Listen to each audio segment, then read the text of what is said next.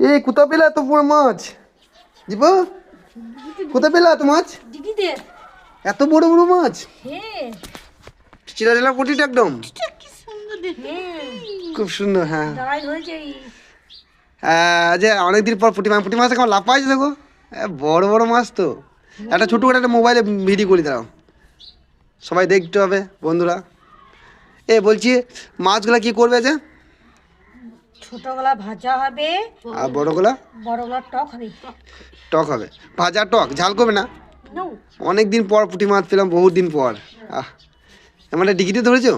হ্যাঁ ডিকিতে ধরেছি। হরির পুকুরে হরি যদি দেখতে পাই তো বকবে তো। হ্যাঁ বাবরে বাহ, খুব সুন্দর।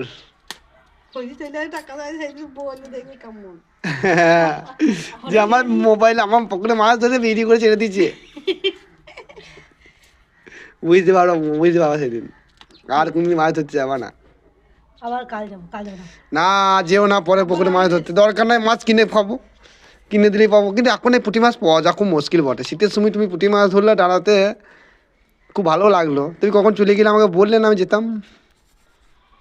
ঠিক আছে।